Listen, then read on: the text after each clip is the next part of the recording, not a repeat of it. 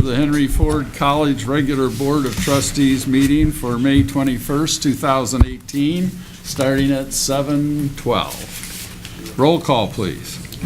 Hussein Berry here. Fadwa Hamoud. Here. Mary Lane. Celia Nestor. Here. Mary Petchikoff. Here. James Thorpe. Here. And Chair Michael Mead. Here. Next item, please. Approval of minutes. Move to approve the minutes of the regular Henry Ford College Board of Trustees meeting on April 16th, 2018, the special Board of Trustees ad hoc committee meetings on April 16 and 24, 2018, and the special Board of Trustees meeting on April 30th, 2018. So moved. Support. There's been, this motion has been moved and supported. Is there any discussion? Hearing no discussion, all those in favor indicate by saying aye. Aye. Those opposed? The ayes have it unanimously. Next item, please. Recognition, acknowledgements.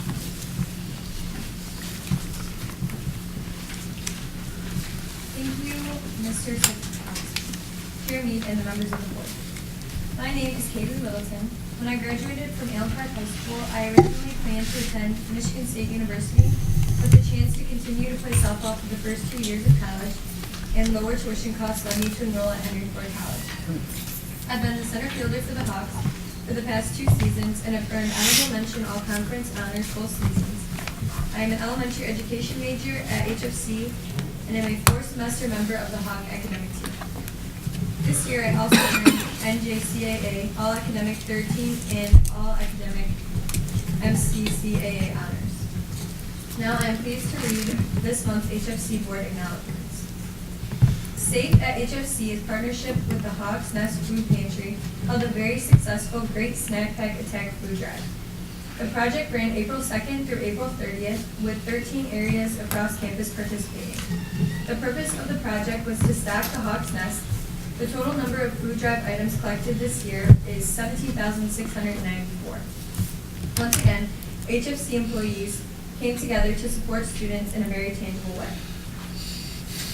On April 12th and 13th, HFC hosted the 2018 Great Lakes Regional Cisco Academy Conference. In addition to technical sessions, this 2-day conference included sessions on program updates, marketing and recruitment, and the sharing of the best practices. Approximately 100 Academy instructors, administrators, and Cisco personnel from all over Michigan and Ohio attended the conference. On April 18th, our International Student Services and Admissions areas hosted the very first International Student Webinar, which focused on students in other countries as well as within the U.S. who would like to attend HFC and study here as an F1 international student. Great creativity and work made this effort a success.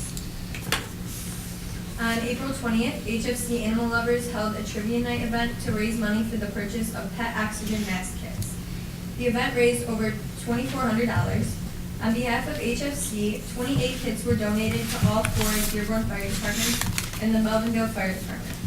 These oxygen masks will enable first responders and firefighters to save the lives of animals who suffer from smoke inhalation due to fire hazards. On April 24th, Financial Aid and Admissions had a very successful financial aid information night. This event attracted approximately 60 students and parents. The attendees were able to receive general and personalized information about their financial aid packages and the college enrollment process. The Student Activities Annual Club Achievement Award Ceremony was held on April 26th. This is an annual program to reward students, student clubs, and faculty club advisors for their positive impact on student life at HFC. The Outstanding Student Club Award was to the Muslim Student Association and the Student Nurses Association. The Distinguished Student Club Faculty Advisor Award went to Dr. Cheryl Garrett, InterVarsity Christian Fellowship, and Dr. Kamal Shanna, who is the Muslim Student Association. The Distinguished Student Leader Award went to Yara Al-Farai, Byron Brooks, Jordan Harrison, Dante Iglesias, and Ashley Zielinski. The Community Service and Volunteer Award went to Antonio Trujillo. The Honorary Award went to Karen Schoen, the Campus Safety Manager. The Appreciation Award went to Paul Manuki, the multimedia associate, and Donovan Schaefer. The Henry Ford College Foundation donated $500 to the Dearborn Public School Education Fund in memory of Brian Winston, the state superintendent. And then on May 18th, HFC's Academic Advising and Student Success Department hosted the annual Michigan Association of College Academic Advisors Professional Development Conference. This conference drew 250 professionals from community colleges and universities across the state. Many thanks to the Maya Callaway Richardson, Aaron Yankee, Stacy Jackson, Bridget Smith Bodos, and Tia Silva for all their work to make this conference a success. Thank you very much. Thank you. How did the Hawks do this year? Not too good. How many did you throw out at second because they went too far past the A bag? few. All right, good for you. Next item, please. Next item is President's updates. On the, in your packet, on the left side, there are a number of updates I'd like to go over. Number one is the one-page results as of April 30th, 2018, Board of Trustees General Fund Report Summary. Gives us an idea of where we're at for the first 9 months of the year. As noted in column 3, as you go from the left to the right, the adjusted 2018 budget, the very bottom has a projected surplus at the end of the year. This was done in January at $1,208,000. Go over 2 more columns and you'll see budget as of April 18th, for April 30th of 2018. We were budgeted to have a surplus because, again, cash comes in quicker, revenues come in quicker, and May, June, and July are going to be some lean months when it comes to tuition and property taxes. But we're budgeted to have $8.7 million surplus. We're at right around 10.9, or $2 million ahead of the target. If you compare that to last year, going further to the right, last year at this time we were at $7.1 million, so we're about $3.7 million better off this year at this time than we were last year. A number of items to let you know. Revenue is tracking right on target. It's almost $500,000 ahead of budget out of $78 million budget, so we're pretty close to that. There are a number of expenditures that are under budget, primarily in the instructional, administration, physical plant, and employee benefits area. Total personnel costs are right in the middle, is under budget by $2.4 million. Reason for that is there were a number of vacant positions throughout the year that were not filled. Dr. Kapoor, as we know, left before the start of the year, and the position wasn't filled until January, so there were dollars that were not spent in that category. The IT project with the reallocation of funds from the third-party contractor to in-house, a number of positions were not filled until partway through the year. In fact, we have one on the agenda tonight, database administrator, which was one of those positions. So there were dollar savings for vacant positions throughout the entire year, and of course, fringe benefits such as health care and retirement follow along when those positions go unfilled. We don't spend the money associated with those. So, quite frankly, 9 months of the year, we're looking in pretty good shape. Any questions? Okay. The next document is getting to know that one pretty well, is the multicolored cash flow report. Yellow, green, pink, orange, red. Red is bad, of course. But of course, under the category of maturity, which is in green, it shows what investments we have coming due between now and June 30th. As you run down that column, go all the way to the bottom, it says $6,110,000 that are coming due between now and the end of the year. Go just to the left of that, and we're looking at a potential cash balance on hand at right around $25 million on June 30th, again, projected. If you go to the right of that green column and look into the red, The red comes about if we totally reinvest all of that $6,100,000, which we don't plan to do and drive ourselves negative for cash flow purposes. And then the pink category shows if we did not invest any of the $6 million and brought that all in-house to be used for cash flow purposes. We don't want to do that either, because that means we're not earning anything on that balance. So somewhere in between, in a happy median between that red and pink, that's where the investments of that green column will take place. So down at the bottom corner, cash forecast, like I said, it's 24 million, almost 25 million, compared to last year at 19.5 million. Available cash as of May 14th, you can see it's slightly about $5 million higher this May 14th, this past May 14th, and the prior May 14th. And then we're not to the low cash point for 2019, which will be sometime in August, but we're projecting our low cash point will be probably in the neighborhood of $18 to $19 million. And that takes us quite a ways away from where we were 5 years ago when our cash low point was $1.9 million. So again, a lot of that has to do with the operations and the vacancies and money coming back to the bottom line for those purposes. Any questions? Okay. Also in your pack, there are 3 PowerPoints, which we'll be going over fairly soon. One is the Student Lobby Day presentation. The other is the Castle presentation.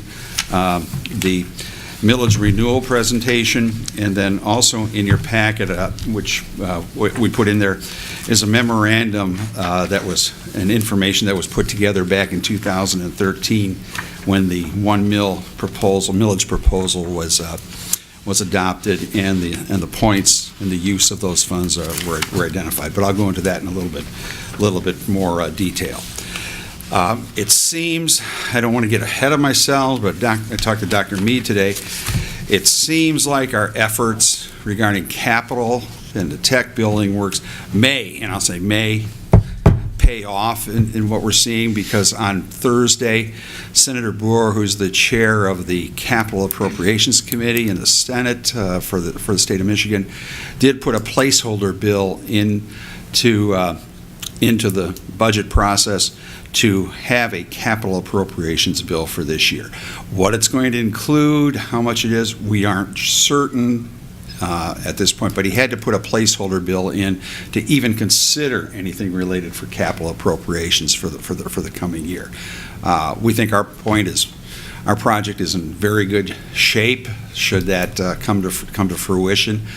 He has told us directly, face-to-face, one-on-one, during the appropriations presentation that was done back in March, as noted in the minutes, or in the President's report that I sent to you back then when Dr. Nealon and I went to Lansing, that if it's up to him, there will be a state appropriations, capital appropriations report. And as you see, they're trying to figure out how they're going to spend the surplus of $500 to $800 million that they think is coming out of the budget. And you hear a lot of people say roads, and more roads, which is probably the top priority. But we're seeing there's a potential for the capital appropriations to come through, even though the executive branch of government did not recommend one. But in talking to our lobbyist today, he did say that Senator Boer, Senator Cox, and John Walsh, the budget director for the governor, were in some discussions on Thursday and Friday and today, and he thought maybe he'd start hearing some rumblings or some things coming out this afternoon, but we haven't heard yet. So we should keep our fingers crossed and hope for the best. So what is the capital project? The capital project is that $15 million renovation of the tech building, of the tech building, of which it's a 45% match on that building, and that's was rated going into this year. After it was rated, and the executive branch did not fund any appropriations other than the renovation of the state capitol. It was the #1 rated project amongst colleges and universities. Last year, if we recall, it was the #2 rated project, but we kind of lost in a political, political battle between Republicans and Democrats. Let's call it what it is. About whether our priorities were high enough for folks who had districts that were Republican, and unfortunately ours wasn't. So that's where we're at. Any questions? Okay, next item, please. Special reports. First one is Student Lobby Day 2018. Vice President Neal. Good evening. Good evening. The college has general education or institutional learning outcomes. These are learning outcomes that we have established as defining what a hawk who completes her or his studies at Henry Ford College, what they'd be able to do. And one of the most important of these revolves around civil society and culture. So what we have here is a spotlight on an event that was organized by, certainly in our house, by a number of faculty members and administrators from the social sciences area that brought hundreds of students actually to Lansing in order to really experience what the democratic process is all about and how the whole process of lobbying works. So I want to thank Tony Perry, Robert Yarmutter, certainly Eric Rader, Cynthia Stiller, and Dr. Jennifer Ernst for the leadership that they showed not only to our students, but to students in other institutions that also accompanied us on this really fantastic learning opportunity. And I'm going to ask Professor Perry if he wouldn't mind joining me at the podium and giving you just a quick update as to what the students experienced.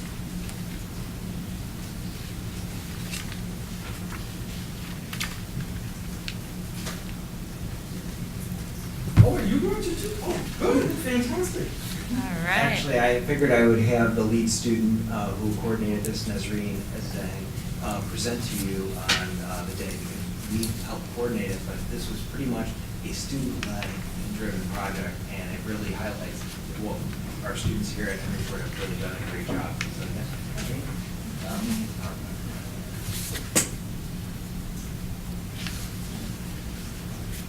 Hi, everyone. Hi. So Student Lobby Day, I've been a part of this project for, this is the second year in a row that we did this. And my first year, I was actually undecided and had no idea what I wanted to do. And I feel like by being a part of events like this and volunteering with the Democracy Institute, I'm actually a poli-sci major, so if that kind of institutes how much of an effect doing these programs and having that sort of like direct service and helping out in the community kind of helps facilitate student learning beyond the classroom, but kind of one exhibit as to how helping out with the Democracy Institute, planning events like this really helped me figure out in my academic career. So Student Lobby Day was held on March 20th in Lansing, and over 200 students overall attended this from U of M, from HFC, from U of M Ann Arbor, as well as Oakland Community College and Wayne State, and over 100 of those students came from Henry Ford Community College. Whoa.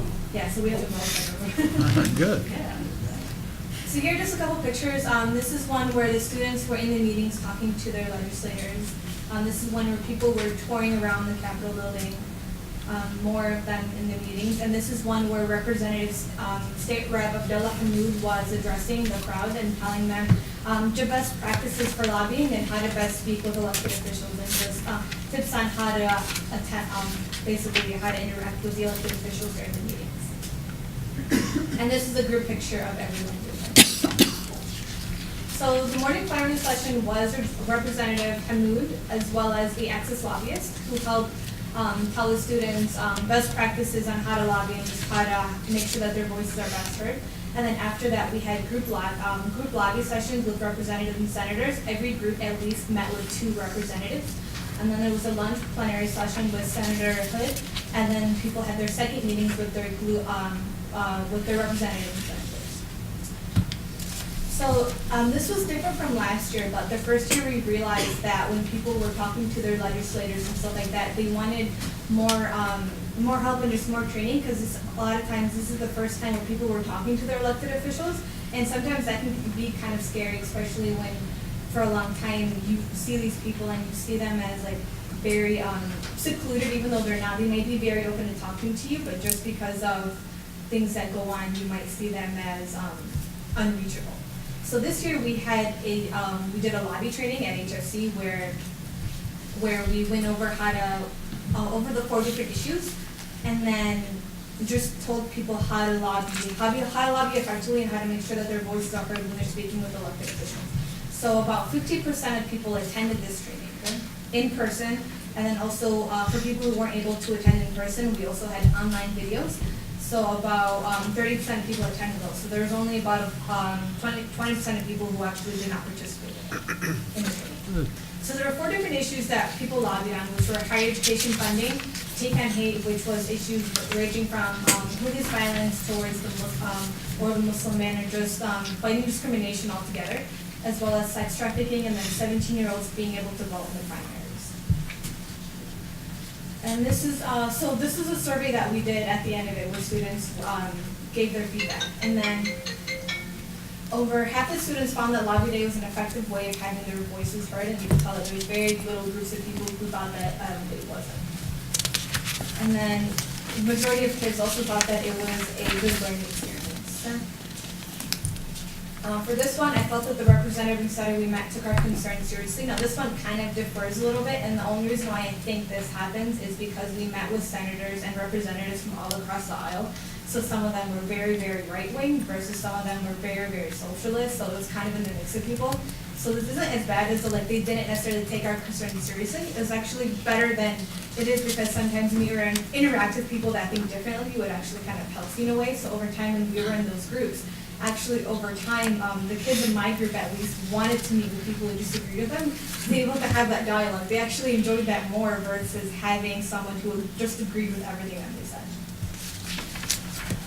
So a lot of the kids felt that this helped reinforce or show them how their political voice can be heard, which is the most important part of this, because on top of course, lobbying for the certain issues, this is supposed to help help civic engagement and political engagement further beyond just coming to one event. So at first, this says that why people came to Lobby Day. So people wanted to learn about the different issues. They wanted to advocate for issues of concerns, and one of them was they wanted extra credit. But there's kind of a twist to that too, because of the fact that at the end of this too, nearly 100% of people would be interested in participating in future Lobby Day events. So although the first time we might have attended to get credit, overall they learned about civic engagement and wanted to be involved. And even if they're not going to be a poli-sci major, whether you're going to be a bio major, making sure you have an avenue for your voice to be heard is very important. So that's very good that people wanted to continue these types of events. And that's kind of it. Does anyone have any questions? Trustee Hamud? Thank you. First of all, I'd like to say, how proud I am of our faculty as well for putting these on, and our faculty, Anthony and everybody else, constantly putting the students first, like you did today with this presentation. And now I know why, because you are a great presenter, and you did a great job walking through this and so on. But, so this was your second time going through this. Did you enjoy this experience more? Did you feel like you were able to make better use of it now that you kind of knew what you're looking for? And were you able to take that experience that you had last year and kind of implement it in things you're doing here in school, or reach out maybe to some people that you've met and keep those connections? How could somebody take an experience like this, bring it back, and take on these issues like take on hate or... Yeah. So part of this too was, so certainly because of the trainings that we had this year, that was a big major difference that we had from last year, where we felt as though, although people were interested in these issues, it's very hard when, like you put someone, you're going to go talk to your rep and let's talk about take on hate issues, where the people who aren't involved with these issues from the beginning were, how do you talk to someone about police brutality? How do you talk to someone about Islamophobia, where they might not have met a Muslim person ever in their life before? And it can be pretty scary, especially when, for whatever reason, a lot of times community college students feel as though their voices don't matter, or as though that just what they have to say doesn't matter, and that these elected officials are secluded from them, that they don't care what they have to say. And I think that's one thing that I've learned through this, is that although a lot of times they didn't, they might not agree with you, or they might necessarily have different opinions than you. Just being out there and talking to those elected officials, you realize that they do actually care about your opinions. And I had students who come up to me afterwards and they're like, I met with this person, they're so excited to meet their state rep for the first time. And it's just like to see that interaction where it's like these people are just like you, and some of them actually come from your communities. So just having that one-on-one interaction, and for me, because from now, with these experiences have helped for me to figure out what I want to do, and now I'm going to be a poli-sci major, so this is like pretty much what I'm going to be doing for the rest of my life for the most part. But also other students, because now that as a second year coming along and realizing how much this helped me, and because now for the second year in a row, I was one of the few students who was helping plan this, because for this to be student-led is very important because of the issues and how it impacts us from the student perspective. Like, for example, higher ed funding. It's affecting us, it's affecting our teachers. So although obviously the teachers and the professors help you because they know more than you do, it's also to make sure that we have a voice and we're able to do this. So for me, I help flow and recruit students in my own classroom. They're like, hey, you want to go to this? And then students are excited because, so I'm leaving this year, but then there's a couple of students now that I recruited who are going to be help planning it from this side. And then when I'm at University of Michigan in the fall, I'm also going to be helping plan this from the Roosevelt Institute perspective, where they help plan it now. So it helps when students are involved and they feel as though this is their own project versus just teachers telling them, okay, this is what you're going to do. Thank you. Thank you. Any other board members? Just like to ask, the important questions have already asked by Trustee Hammoud, and your responses are wonderful. And I'm wondering about the logistics of this. How do you get 120, what was it, students to Lansing? So it took about probably 8 months planning. I think we were planning this from, I believe our first meeting was in October. I might be wrong about the exact date, but we were meeting from October, and we met at least bi-weekly in person, if not by phone, and it was a group of teachers and students. So we have at least one or two professors from each one of the universities who go out and recruit their own students, and then we took 2 buses out to Lansing. I think the training really helped with the logistics, just to get people in groups and help facilitate it that way. But I think just the fact that students wanted to do it and they became involved when the teacher says, do you want to come to this event? And it's like, it's becoming more and more bigger each time. It's like sometimes we have to actually tell kids no because of how many people want to come to this. So it's great that we're getting to that point where we're actually going to have to tell a few kids no because of how much people want to come to it. Well, it's very, very important, and thank you so much for all that effort. Thank you. Anybody else? Okay, thank you very much.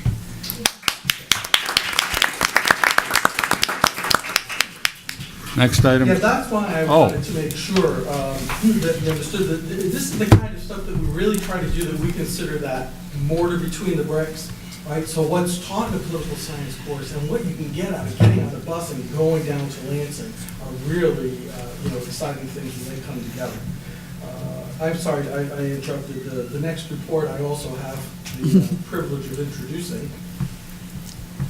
So this is a report from, in addition to teaching, this is probably the next most important work that we really do as faculty is actually to assess the learning that happens in those classes. And so we have an update from our Committee for the Assessment of Student Learning, or the CASTLE group. And so I'll ask Dr. Debbie Smith and Professor Deb Zoff and Faculty Chair Cynthia Scheuer to please come and share what that group, a large group actually, has been involved with all of you. Thank you for your time. We're going to take turns here and try and go through this pretty quickly. I just want to thank the team that was ahead of us, because it was a perfect example of assessment and assessing student learning outside the classroom and connecting co-curricular with actually what happens in the classroom. So they kind of set us up really, really well. So I'm here to get us started. We have 2 committees, and they're pretty large committees on assessment of student learning. We have one on the program side, which we really focus on all the 100 programs we have here at the college. And then we have one that's on institutional learning outcomes. And some of the stuff that they were doing actually would be data that would support one of our institutional outcomes, which is the civil society and culture. So program outcomes, each program, if you go on any website and look up any program, you'll find listed a number anywhere from 5 to 10 program learning outcomes that each of those programs want to achieve or hope that students achieve by the completion of that program. Institutional outcomes, as Dr. Nealon talked about, are those things that all graduates should be able to do, including written communication, oral communication, quantitative literacy, computer technology, civil society and culture, and critical thinking and information literacy. Got them all. See, I spend too much time with them. And then the last one is co-curricular, and that was really one of our big initiatives after Higher Learning Commission was here last time, that we didn't do assessment of all of our co-curricular activities. That's a great example of a co-curricular activity. It's the things that students learn outside the classroom, and we know a lot of learning goes on during lunchtime. A lot of learning goes on in all of our library services and all of the clubs and groups and things that go on here at the college, and we want to be able to share in that and see how it connects to the classroom learning. So what we've done this year, we've spent, probably since the last time we've met with you guys, all of our programs now have a 5-year assessment plan. They look at all of the program learning outcomes, and that's aligned with our program review process. So at the end of their 5 years, when they do a program review, they will have done a deep dive into each one of their program learning outcomes to see how effective their students learned in each of those outcomes established by the programs. We have been looking at all of our institutional outcomes from not only the area that might teach the core of that, so for example, quantitative literacy. Not only are we looking at that institutional outcome in the math courses, but we're looking at across curriculums, and in each of those programs, they're contributing data to help make the decisions and the plans to improve student learning be broader and to touch all of our students across everywhere that they go, because we know that math doesn't only live in a math class, it lives everywhere in our life. And I'm not even a math teacher. And then the last thing that we did is we actually mapped all of our learning outcomes to the courses at the different levels. So you'll be able, we don't have them all up on the website yet, but eventually we'll have all of those maps available so you can, so a student and anybody can start to see where that learning happens, where does it start, and where would that final, where we would think that a student is competent at associate degree level. We have implemented some actions as people have collected data. They started, a lot of them have happened in quantitative literacy. A lot of our programs have made changes in maybe in one course, maybe in a curriculum change, or maybe in a variety of things. And then, like I said, we're collecting that data across the curriculum, not just in 1 or 2 courses. It's really across the entire curriculum now. I think the other thing that we're really trying to do is we are moving toward, I'm going to move on to the next slide, just even though it's dense a little bit. We have a cultural transformation plan, and that's what you guys funded for through the Higher Learning Commission Assessment Academy. And there is a team of about 8 people that have worked really, really hard to try and make the culture of assessment kind of ingrained throughout everything we do. And one of the things that we've been doing to try and strengthen it is we're working currently on a website. So our program learning outcomes and the assessment of those, we are working with our IT department to create it along with our curriculum website. So it starts to link with curriculum. That is where the mapping will go and where people can fill out the forms so that all of us can share in the great successes and start to see what's going on across campus. Otherwise, it used to live only in that program. Whoever did it in that program had the reports, it stayed there. It got